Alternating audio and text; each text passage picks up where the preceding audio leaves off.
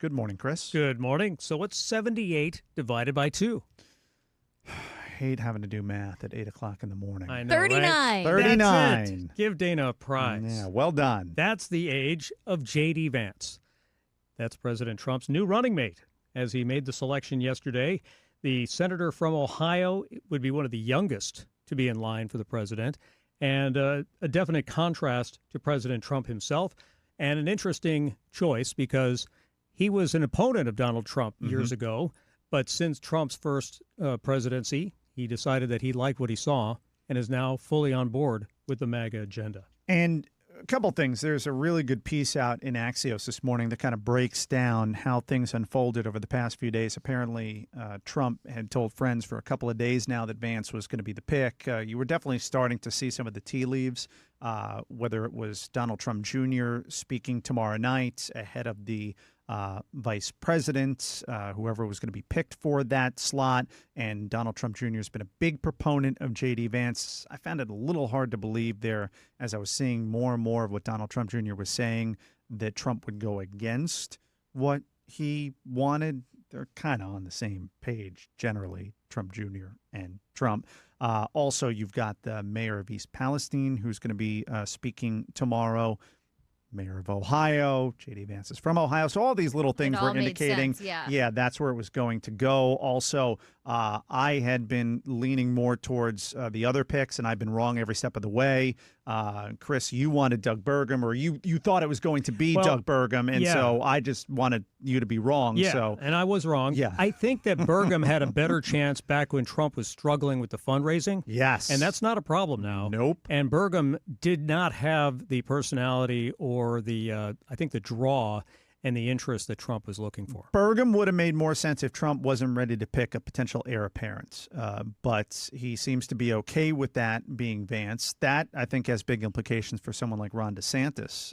I also think for Marco Rubio not getting picked, that means potentially Secretary of State. I think he's a really good shot for that. But you had Elon Musk, Tucker Carlson, Donald Trump Jr., all of these people in Trump's ear pushing for J.D. Vance. And then this is something that you've brought up a number of times, Chris. It makes sense when you think about it from this perspective. Trump just has to pick off Pennsylvania, Michigan, or Wisconsin to win this thing, because Arizona, Georgia, Nevada, it doesn't look like they're going to be that tight. And if Biden loses any of those three states, Pennsylvania, Michigan, Wisconsin, it's over. And Pennsylvania is one they're really honing in on. And that working class message that J.D. Vance brings, I think that plays really well there. And then also, he's a good communicator. Trump watches these people. He watches their interviews. Oh, yeah, he watches TV all the time. Yeah, and so the way that J.D. Vance is able to communicate, to tell a story, author of Hillbilly Elegy, which was a New York Times bestseller, I think that all played into it as well. Marine veteran. Yeah, like great you said, story in terms of interesting story for sure. Growing up. The only thing that I have pointed out, and I'll continue to point this out, his shift from being a self-described never-Trumper to where he is now, it would make more sense to me if there were just policy differences back then in 2016, and then he saw the Trump presidency and said, you know what, I think all of that looked pretty good. I'm going to come around to what Trump wants to do in terms of enacting policy. His differences with Trump were about fundamentally who Trump is as a person. And so, well, maybe he feels like he judged him wrong. Maybe he misjudged him. Like, I find that a little harder to believe. You've never dealt with someone who you think of them one way at first, and then you get to know them a little bit more, and you change your mind. Has that ever happened? Yeah, Perhaps. Yeah, it can Color happen. me a little skeptical. Or it could just be politics. It could be ambition. And look, hey, he played it right, because look where he is now, and he's part of the team that is clearly the front runners in this race. Well, just look at the circumstances. I mean, we were talking about Doug Burgum as a leading candidate back when Trump was having fundraising problems. He fell out of favor. Marco Rubio would have made a better choice if Trump was in trouble in Arizona, Nevada, places like that. Exactly right. And now he sees that that's not the case. Yep. And he wants to go after the upper Midwest, the Rust Belt, and those key swing states that Biden has to win. And I think that J.D. Vance gives him a better chance of that. Yeah, and I think for the base, especially Republican National Convention, I mean, that's the MAGA base there. This was the most exciting potential pick out of the three. So I think there was a lot of excitement when that was announced yesterday. And speaking of that, let's recap day one of the Republican National Convention. Yeah, it's probably the most exciting day one of a political convention that I've seen ever. Yeah. I mean, normally it's the sort of B-listers, the delegates are just getting their costumes on and starting the process of a week-long convention. But no, Donald Trump got things off with a bang.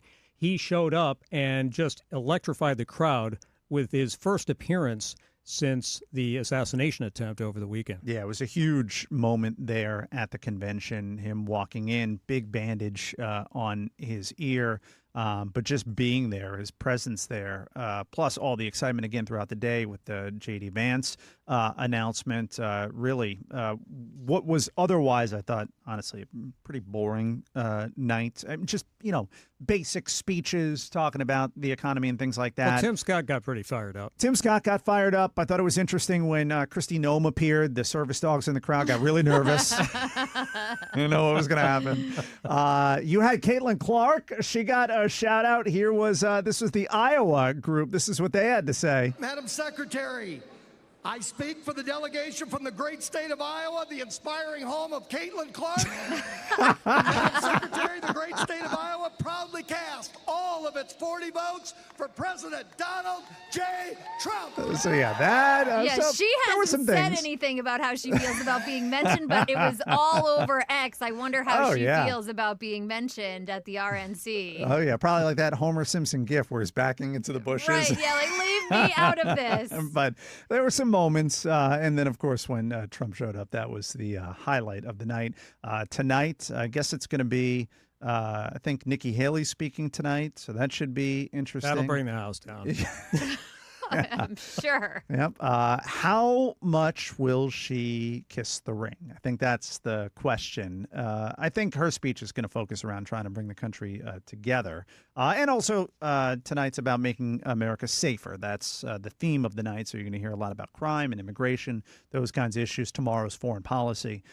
So that's where we stand with the Republican National Convention. Yeah, Trump's big speech on Thursday, of course. There was speculation he would talk yesterday. But I think he created enough drama by not saying anything. Mm-hmm. Yeah, all he had to do was walk in and sit there, and people were excited. Exactly. All right, Chris Trenkmann with today's top stories. Chris, thanks so much. Thank you.